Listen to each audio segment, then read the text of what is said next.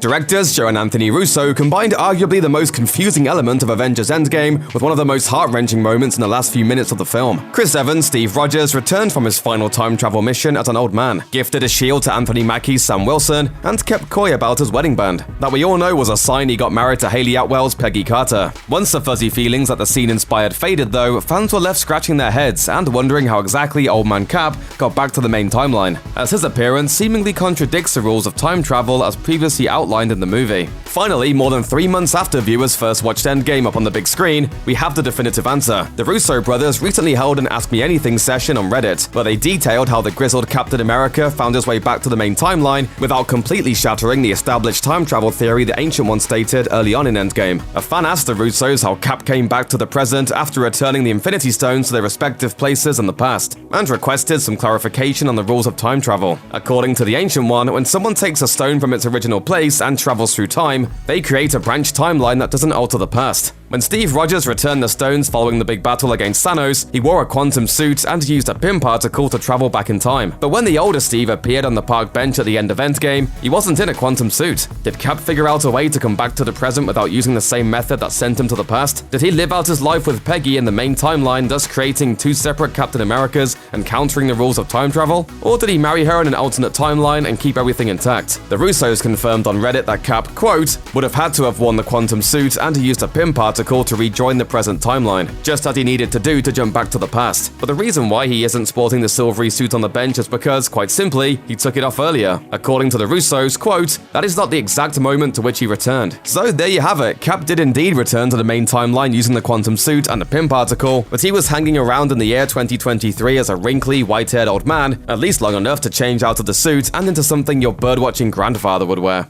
Time travel!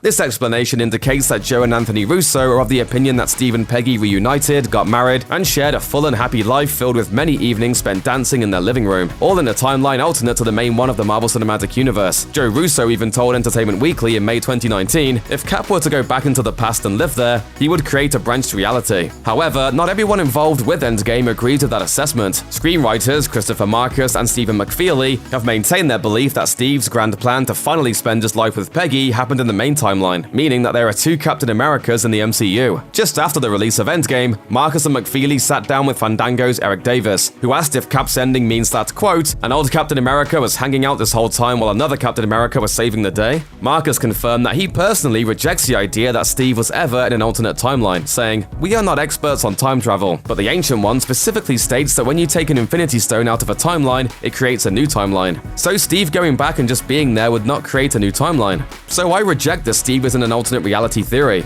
I do believe that there is simply a period in world history from about 48 to now where there are two Steve Rogers. And anyway, for a large chunk of that, one of them is frozen in ice. So it's not like they'll be running into each other. It's hard to say whether the two directors or the two writers are more accurate here, since this is all science fiction, but the Russos' explanation better aligns with the rules of time travel established in Endgame. Even so, Markus and McFeely have said that Cap's ending is open for interpretation. Though he and McFeely prefer their theory to the Russos, Markus has said that the issue of whether Steve's life with Peggy happened in an alternate reality or in the main MCU timeline is, quote, a question with many answers. So, mystery sort of solved? We'll leave it at that. It's beautiful. And I'm happy for you. Check out one of our newest videos right here, plus even more Looper videos about the MCU are coming soon. Subscribe to our YouTube channel and hit the bell so you don't miss a single one.